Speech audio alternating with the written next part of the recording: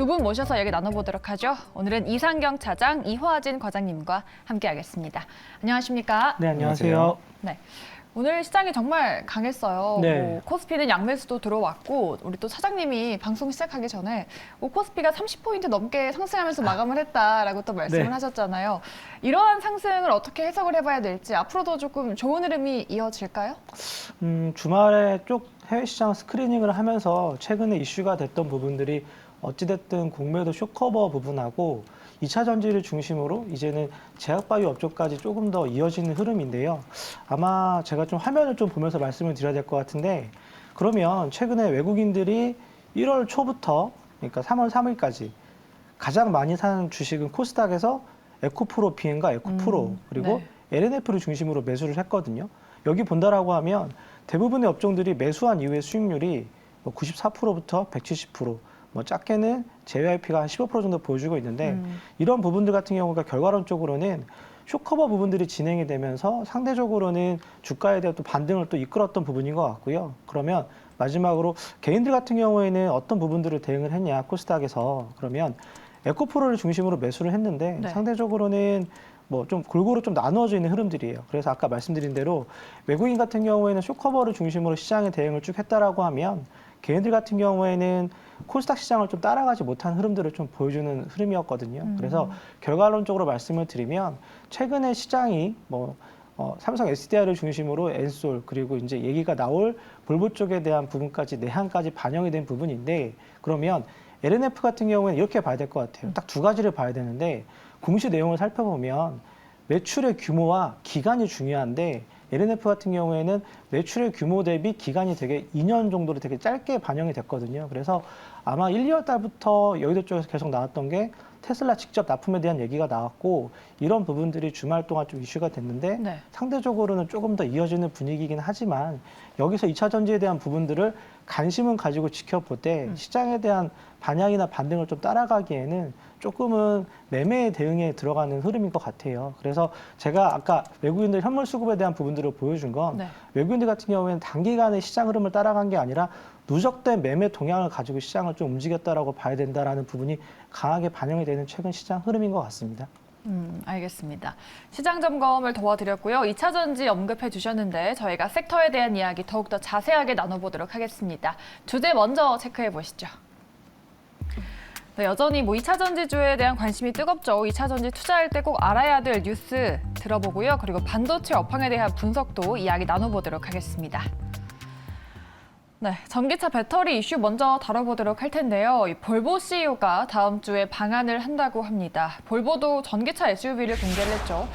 그래서 볼보가 국내 어떤 업체와 손을 잡을지가 관심사인데, 삼성 SDI 미팅을 할 것이다. 관련주 삼진 L&D, 상신 EDP 같은 기업들도 수혜를 받지 않겠냐, 그런 말들이 많은데 누구와 또 손을 잡게 될까요? 이제 시장은 삼성 SDI라는 계속 얘기가 나오고 있는 것 맞아요. 같은데, 물론 최근에 GM과도 이제 장기 계약을 맺은 만큼 GM 회장도 이런 얘기를 했습니다. 이제 LG 에너지 솔루션의 이제 파우치 배터리뿐만 아니라 원통형 배터리에 대한 다각화를 좀 요구하고 있는 상황인데, 이제 네. 거기에 대한 볼보도 지금 자동차 판매에 이제 10%밖에 아직 전기차가 나오지 않습니다. 결국에는 차후에 이제 전기차 생산을 좀 더 확대하기 위해서는 에너지 솔루션뿐만 아니라 이제 다양한 제품에 대한 세그먼트를 통해 가지고 이제 이런 원통형 배터리까지 계속 나오고 있는 만큼 네. 삼성도 이제 마찬가지로 지금 최근에 이제 이재용 회장이 공장에 방문했던 만큼 최근 전고체 배터리가 이제 그런 계속 이슈가 나오고 있는데, 물론 전고체 배터리야 10년 뒤에 상용화가 좀 될 것으로 보이고 있으나 관련된 SDI가 좀 본격적으로 좀 증설을 하고 있다는 모습에서 어느 정도 그런 수혜감이 삼성 SDI 쪽으로 분위기가 나오지 않나라는 생각을 하고 있는데, 아마 좀 다양하게 나올 것 같아요. 실제 볼보 회장도 우리나라뿐만 아니라 일본도 지금 일본을 방위를 할 것으로 보이고 있기 때문에 그에 따른 분위기가 조금 이제 가지 않을까 생각을 하고 있습니다. 네. 삼성 SDI랑 LG 엔솔이 지금까지 GM과 포드랑 배터리 공장을 짓는다라고 하면서 국내 배터리 업계의 기대감이 높아졌는데, 이번에 볼보도 삼성 SDI와 좀 손을 잡는 게 유력해지고 있겠죠? 일단 일정을 보면 12일 오후에 입국을 해서 네. 13일에 국내 대기업과 만난 미팅 이후에 14일에 일본으로 가는 순서거든요. 여기서 좀 살펴봐야 될 게 일본보다 먼저 대한민국을 들리고 일본 쪽에 내한을 해서 하루 머물고 떠나는 일정인데 이 CEO 같은 경우에는 다이슨이라고 저희가 알고 네. 있죠. 그래서 뭐 소형 가전 쪽에 전 CEO를 했던 부분들이 이제 볼보 쪽에 대한 부분인데 아마 뭐 대한민국 뭐 대통령을 중심으로 만나는 부분도 어느 정도 윤곽을 가진 이후에 미팅을 하듯이 국내 쪽 협업을 할 수 있는 부분들에 대해서도 진행을 한 이후에 내한할 가능성이 크거든요. 그렇기 때문에 시장에서 좀 관심을 가져야 되는데 엔솔 같은 경우에는 파우치랑 각형과 원통형을 하고 네. 삼성 SDI 같은 경우에는 각형을 중심으로 원통형으로 가는 흐름인 것 같고요. SK온 같은 경우에는 파우치를 중심으로 하잖아요. 근데 엔솔은 일본과 중국에 대한 매출을 가져가고 있고 SDI는 유럽을 중심으로 가져가고 있거든요. 그래서 시장에서 판단하기에는 SDI가 유럽 쪽이랑 관련된 부분들을 원만히 진행할 것이다라는 부분들이 반영이 되면서 오늘 에코프로 BM이 양극재에 대한 부분들이 물론 반영이 되면서 시장에 좀 올라오는 흐름도 있지만 네. 이런 부분들을 좀 선반영하는 분위기인 것 같고요. 앞서 내가 말씀드린 대로 예전에 제약바이오 붐이 한참 일어날 때 관련된 종목들이 큰 흐름의 시세가 뭐 짧게는 2, 3주, 길게는 한두 달 사이에 좀 반영이 되는 분위기였거든요.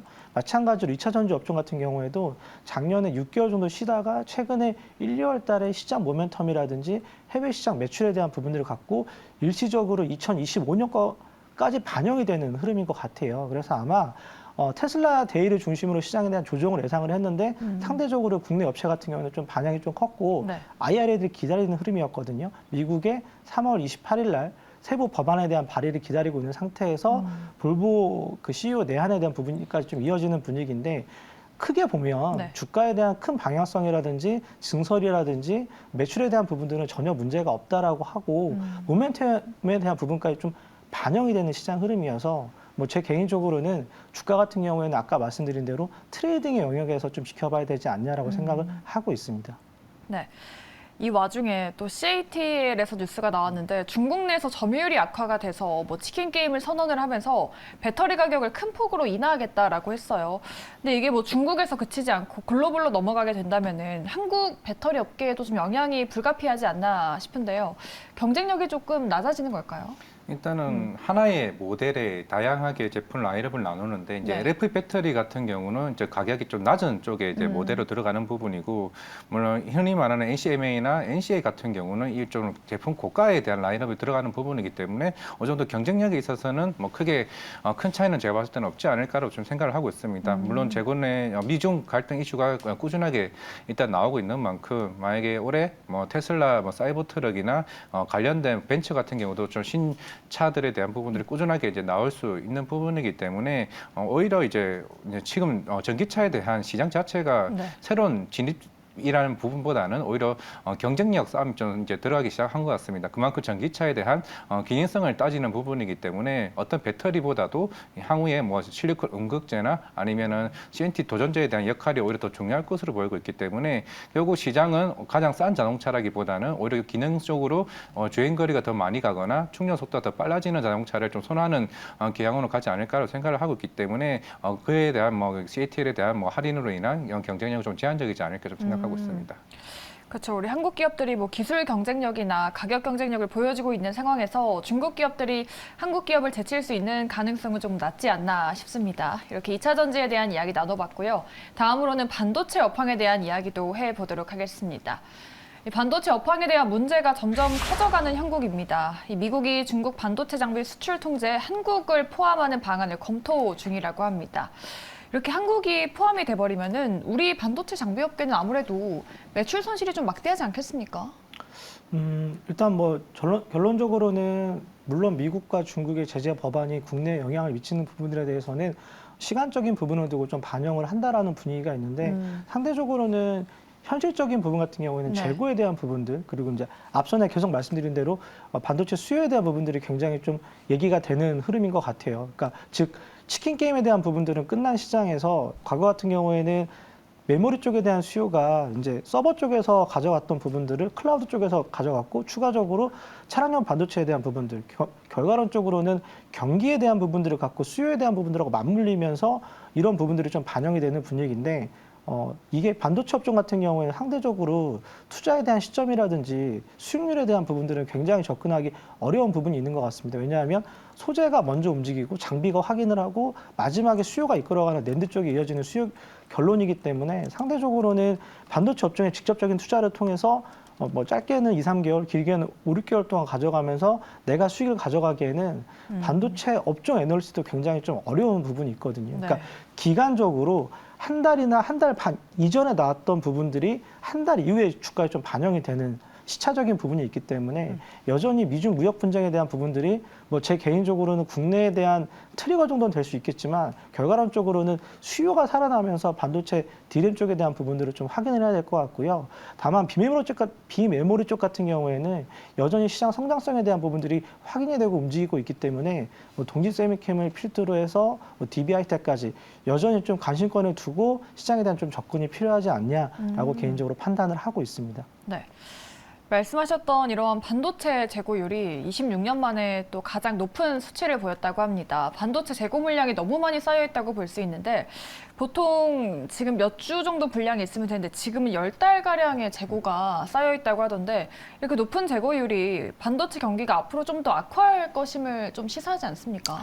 일단은 그런 이제 숫자 데이터가 이제 무역 수지에도 일단 나왔다는 부분이고 반도체 작년 대비해서 거의 40% 일단 계속 수출이 이제 빠졌던 부분인데 이제 그게 중국 쪽 경기 회복이 좀 더뎠던 부분도 있었고 이제 모바일 쪽은 그나마 좀 살아나는 흐름이 이제 1월 달부터 어느 정도 나오기는 시작을 했습니다. 네. 하지만 이제 시장을 이제 새롭게 이끌 부분은 이제 3년 전에는 이제 비트코인이나 이런 관련된 엔비디아에 대한 수요가 폭발했기 때문에 이제 반도체 수요가 좋았던 거고 이제 올해 같은 경우는 사파이어 레피즈와 같은 이제 서브형 쪽에 이제 새로운 출시를 5월달에 양산이 될 것으로 보이고 있기 때문에 결국 시장 자체는 한 6개월 정도 선반영 된다라고 좀 보시면 될 것 같고 삼성전자가 다시 그 정도 저점에서 올라가는 흐름을 보이고는 있으나 이제 그거에 대한 트리거가 될 부분은 결국 AI나 로봇이 될 것 같은 인공지능 쪽으로 흐름이 좀 굉장히 중요할 것으로 보이고 있습니다.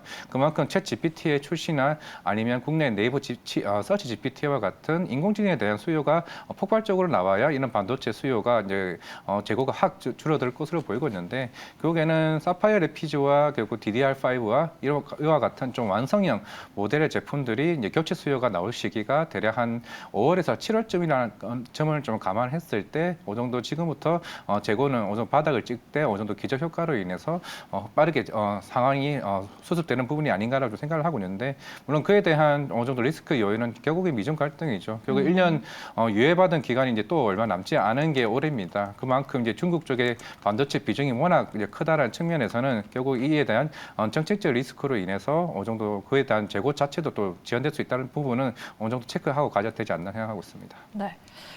오늘 뭐 삼성전자랑 소니랑 반도체 깜짝 동맹을 맺었다라는 뉴스도 나왔잖아요. 이번에 협력을 계기로 해서 삼성전자가 TSMC에 뺏겼던 시장 주도권을 조금 다시 찾을 수 있을지 궁금해지는데 어떻게 보세요?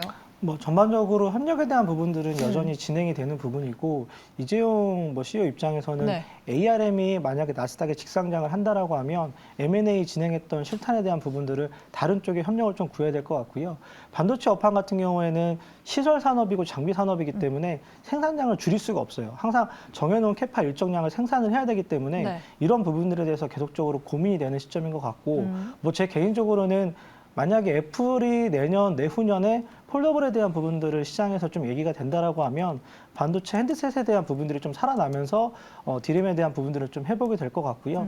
경기에 대한 부분은 앞서서 이하진 차장이 말한 대로 상대적으로 6개월 선행을 하기 때문에 네. 뭐 시점적으로 봤을 때는 아마 2분기 정도, 그러니까 지금 4월, 6월 달에 들어가는 시점 정도가 반도체 업황에 대한 나름대로는 바닥권을 좀 잡아가는 흐름이 아닐까라고 개인적으로 판단을 하고 있습니다. 네.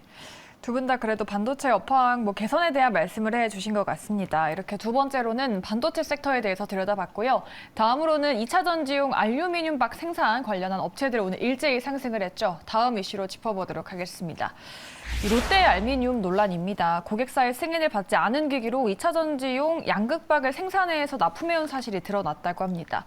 뭐 경쟁 업체들에 대한 반사 이익 기대감이 커진 것 같은데 DI 동일, 사마 알루미늄, 동원 시스템즈 같은 기업들이 거론이 되고 있어요. 이런 기업들의 정말 반사 이익, 수혜가 돌아갈까요?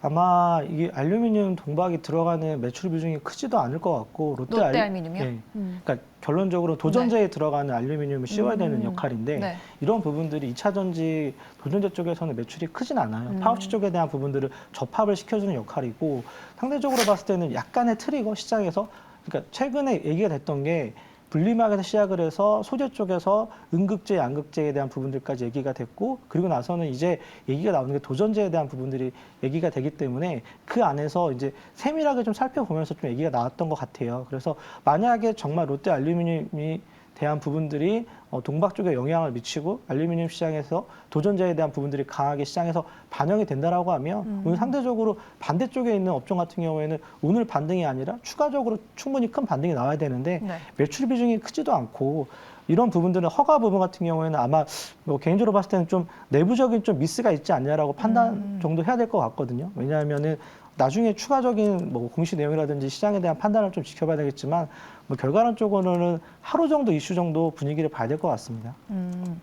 양극박 자체가 매출 비중이 크지 않고 롯데 알루미늄은 지켜봐야 될 이슈다라고 말씀해 주셨어요. 우리 과장님은 어떻게 생각하실까요?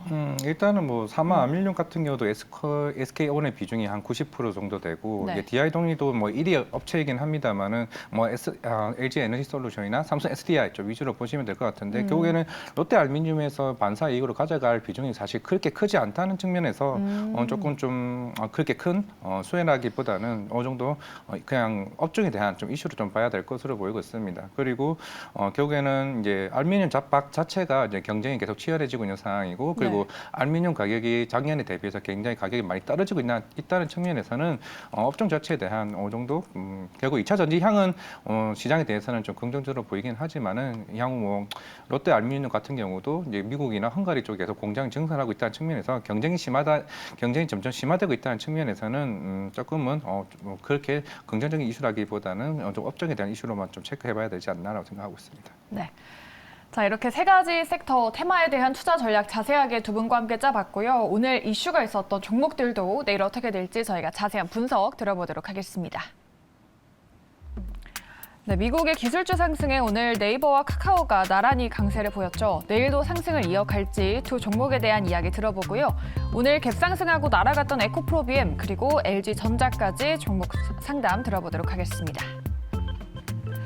네, 네이버와 카카오가 오랜만에 나란히 3, 4% 상승했습니다. 수급도 양매수가 들어왔고요. 이 미국의 금리 인상 우려가 조금 잦아들면서 이 기술주가 다시 살아나고 있는 건지 두 분 통해서 의견 한번 들어보도록 하겠습니다.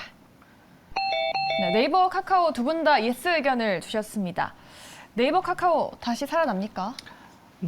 아마 보유자분들께서는 오늘 네. 반등이 반갑긴 하지만 그쵸. 마음에 썩 내키진 않을 것 같아요. 왜냐하면 최근에 시장이 바닥권에서 워낙 강하게 올라왔고 2차 전지주를 포트에 담고 있지 않으면 상대적으로 좀 소외받는 시장 흐름이었거든요. 근데 이제 네이버, 카카오 같은 경우에는 특히 네이버 같은 경우에는 AI를 중심으로 시장에서 좀 얘기가 되는 부분들이 있고 결과론적으로는 성장주의자 기술 업종이기 때문에 미국 시장의 좀 시장 흐름을 좀 따라가는 부분들이 있는 것 같아요.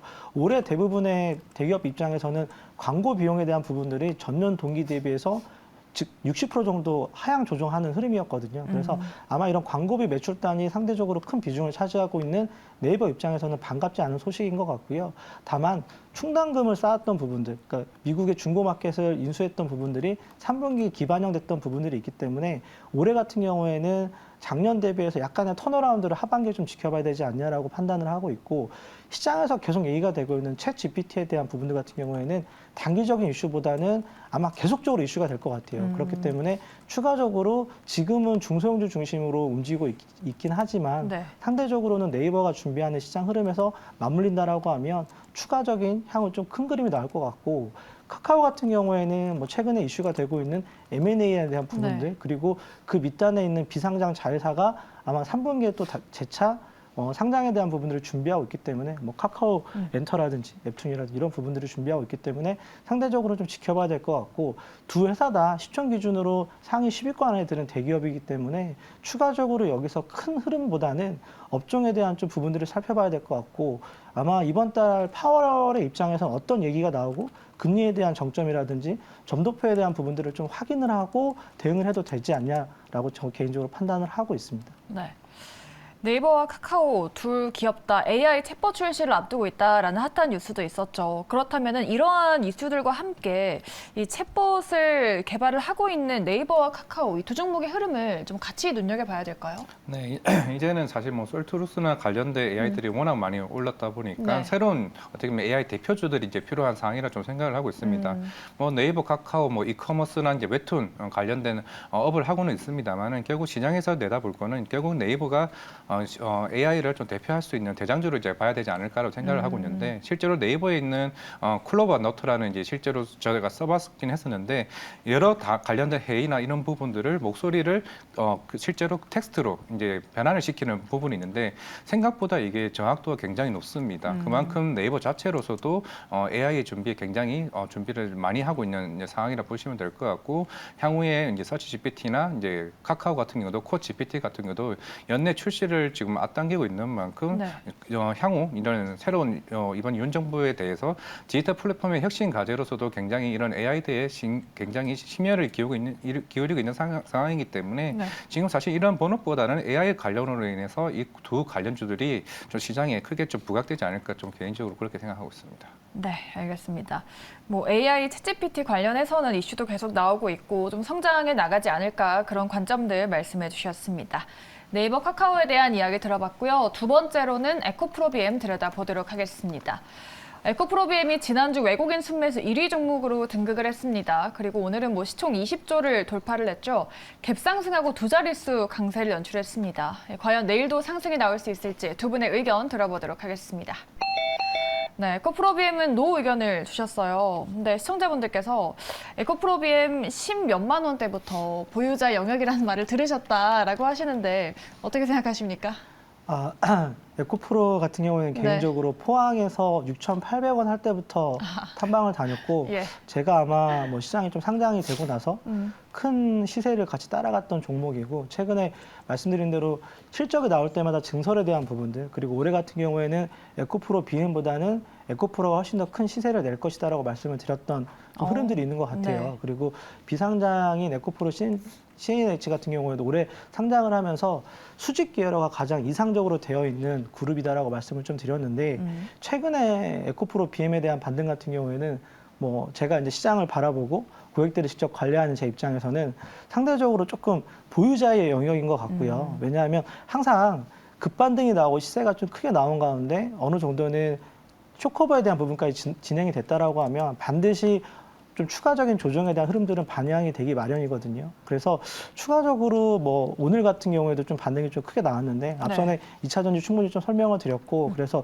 지금 같은 경우에는 추가적인 반등을 좀 따라가기보다는 좀 쉬어가는 구간에서 혹은 말씀드린 대로 실적 발표를 앞두고 주가에 대한 조정이 나오거나 거기에 따른 부분들이 반영이 되면서 주가에 대한 흐름이 나왔을 때 그 이유를 좀 노려보는 게 훨씬 더 좋은 방향성을 가지고 접근하는 방법이 아닌가라고 판단을 하고 있습니다. 네.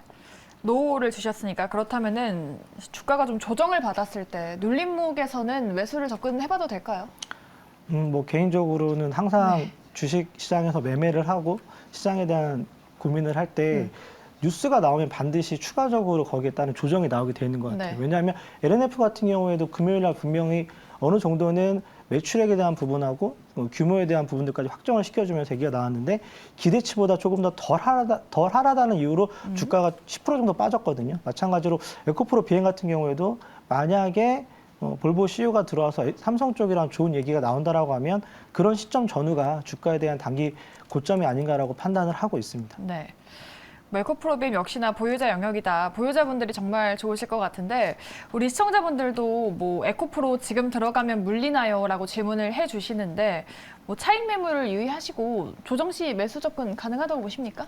사실 다른 에코프로비엠은 네. 다른 종목에 대비해서 굉장히 갭이 굉장히 크게 올라왔던 만큼 이제 오늘도 이제 공매도 잔고가 280만 주까지 계속 이제 올라가는 모습입니다. 그만큼 많이 올랐다는 측면에서는 조금 이제 부담이 될 수도 있는 측면을 볼 수가 있을 것 같고 향후 이제 앞에서 이상희 차장님 말씀했던 것처럼 결국에는 향후 이런 새로운 뉴스 사실 이런 수주 관련 이슈는 옛날부터 계속 나왔던 이슈들입니다. 시장에서는 그런 부담이 바람이 새로운 뉴스로 인해서 좀 2차 전지 전반적으로 조정이 좀 나올 것으로 보이고 있고 만약에 에코프로비엠이 빠지면은 다른 종목이 대안이 될까? 제가 봤을 때는 같은 업종 자체가 조정이 한번 나올 가능성이 굉장히 높다고 볼 수 있습니다. 결국에는 시장 자체는 2차 전지는 오케이 하지만은 에코프로비엠빨로 인해서 2차 전지가 같이 빠질 수 있다는 측면을 굉장히 중요하다고 볼 수가 있을 것 같고 만약에 빠진다고 해서 에코프로비엠보다는 오히려 다른 그동안 못 올랐던 종목들 실리콘 양극재나 제가 봤을 때는 S&T 도전재 이와 같은 제이오 대조전자재료 이런 종목으로 접근하는 게 낫지 않을까 생각하고 있습니다. 네, 알겠습니다. 다른 좋은 종목들로 조금 눈길을 돌려보자라고 말씀해 주셨습니다. 에코프로비엠에 대해서는 두 분 다 노 의견으로 일치가 됐고요. 마지막 종목으로 저희 LG전자 한번 체크해 보도록 하겠습니다. LG전자 최근에 증권가에서 목표주가 상향 움직임이 많이 나왔고 오늘도 15만 원까지 제시하는 리포트가 나왔습니다. 15만 원이면 전고점이죠. 잘 가줄 수 있을지 LG전자에 대한 두 분의 의견 체크해 보도록 하죠. 네, LG전자도 예스로 통일이 됐습니다. 연초 대비 이미 크게 올랐지만 증권가에서 아직도 저평가되어 있다라고 하더라고요. 사실 올 초에 나왔던 건 전장 이슈로 인해서 올해 좀 기대감이 크다라는 리포트도 여러 개 나오면서 이제 네. 상승을 해왔지만은 최근에 이제 유럽 경기가 많이 좀 회복하는 이제 시그널이 나왔습니다. 결국 가전 사업부에 대해서 이제 경쟁사인 이제 월풀 대비해서 굉장히 판매대가 굉장히 늘어나고 있다는 점은 굉장히 긍정적이라 볼 수가 있을 것 같고 물론 제가 생각하는 향후 LG전자의 모습은 정장 사업이 50% 비중 이상으로 매출이 좀 LG전자의 주목도가 굉장히 클 것이라 보고 있기 때문에 사실 이제 전기차 시장은 이제 들어가는 이제 단계라고 보고 있기 때문에 북미 시장의 점유율을 확대하는 모습과 그리고 향후 사실 LG전자 같은 경우는 로봇 관련해서도 꾸준하게 투자를 하고 있는 만큼 가전 사업에서 가정용 서비스 로봇에 대한 그런 수요 부분도 좀 긍정적으로 좀 봐야 되지 않을까라는 생각을 하고 있기 때문에 그런 측면에서 그동안 LG전자가 좀 오르지 않았나라고 생각을 하고 있기 때문에 그에 대한 밑받침을 받쳐주는 게 가전사업부에 대한 실적 회복 이게 가장 중요하다고 봐야 되지 않을까 생각하고 있습니다. 네. LG는 가전 소비 수요가 줄어들었지만 이제 앞으로는 전장 사업이 올해는 또 매출액이 또 큰 폭으로 사상 최대치에 도달할 거다라는 전망이 나오던데 이 전장 사업 부문의 성장 가치가 아직도 주가에 반영되지 않았다 그런 말도 있더라고요. 21년도 초반에 주가가 19만 원 선까지 갔던 거는 네. 그때 얘기가 나왔던 게 이제 애플카에 대한 기대감이었고 이런 부분들이 1년, 2년 사이에 좀 준비가 되어가는 과정이 있는 것 같아요. 그리고 결정적으로는 핸드폰 부분을 정리를 했고 LG 디스플레이 같은 경우도 아마 내년이나 늦어도 내후년 정도면 LCD에 대한 부분들을 좀 조정할 예상이 있기 때문에 상대적으로는 LG전자 같은 경우에는 모멘텀을 가지고 좀 지켜봐도 되는 하나의 좀 좋은 구조조정에 대한 솔루션을 갖고 가는 좋은 기업이 아닌가라고 판단을 하고 있습니다. LG전자와 함께 중소형 부품주도 동반해서 좀 같이 움직였었는데 이제 중소형 부품단도 같이 함께 움직일 수 있을까요? LG전자 관련해서 상기나 관련 이슈도 종목들도 최근에 사회적구에 상장하고 그랬긴 했었는데 네. 사실 전장 사업이 나오게 되면 덩따라 2차 밴드나 3차 밴드 관련해서 같이 수요가 폭발적으로 증가하는 부분이기 때문에 흔히 말하는 디지털 코피 시장 자체가 시장 규모가 커지고 있는 만큼 네. 그만큼 디스플레이에 대한 수요도 본다고 하게 되면은 전반적으로 다양한 밴드들에 대한 매출 확대가 나오지 않을까 생각하고 있습니다. 네. LG전자 그렇다면은 상단이 어느 정도인지가 궁금한데 우리 이상경 차장님께서는 LG전자 주가에 대한 상단 어디까지로 조금 보십니까? 상대적으로 좋은 흐름이 나오면은 15만 원 선까지 되는데 저 개인적으로는 삼성과 LG 같은 경우에는 오히려 LG그룹 ETF를 한번 관심을 가져도 될 것 같아요. 엔솔이라든지 디스플레이, LG화학 같은 경우도 포함이 되어 있는 LG그룹 ETF가 있거든요. 네. 그래서 이런 부분들을 좀 판단하셔도 좀 좋지 않냐라고 판단을 하고 있습니다. 네, 알겠습니다. LG전자 관련해서 ETF 또 소개해 주셨습니다. 잘 참고해 보도록 하겠습니다. 이렇게 오늘 두 분과 함께 시장에서 뜨거웠던 섹터 3가지 그리고 종목 3가지에 대한 이야기를 들어봤습니다. 두 분은 여기서 보내드리도록 하죠. 이상경 차장님 그리고 이화진 과장님과 함께했습니다. 오늘 말씀 고맙습니다.